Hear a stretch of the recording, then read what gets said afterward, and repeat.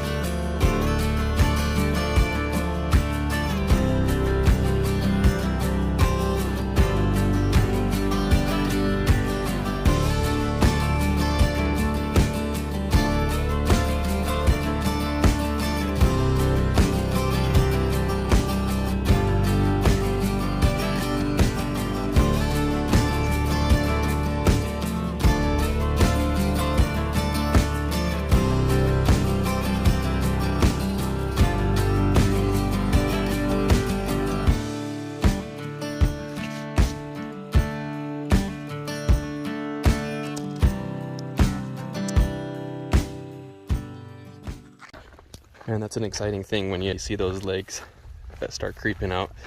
I mean, I didn't even know if there was a tarantula in there or not, which normally you never do know, but I just occasionally do it if I have a pretty good idea that it could be a tarantula hole. And yeah, sometimes they just come right out. It's really cool. Oh, it just went back in again. He's being really shy. Okay, I've got kind of a crazy idea. I just caught a lizard and tied him up. I'm gonna see if I can get him to lure that tarantula out for me.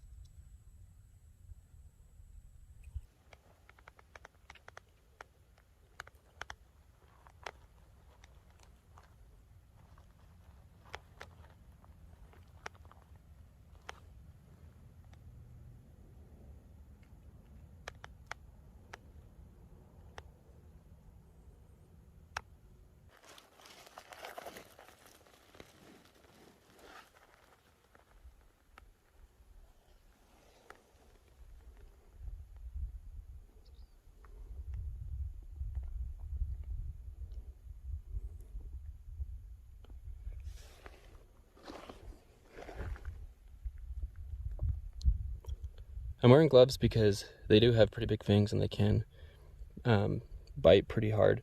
But also the hairs on a tarantula can irritate the skin, kind of like fiberglass. So I don't want to pick it up with my bare hands. All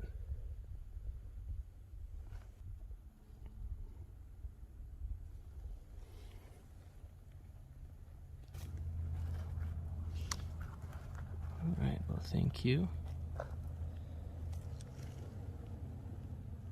Thanks for coming out to play. Well, thank you, Lizard, for helping me catch that tarantula. Sorry if that was a little bit traumatizing for you. All right, I'll put this right back where we found it. Off we go. Well, the lizard actually worked. Sweet.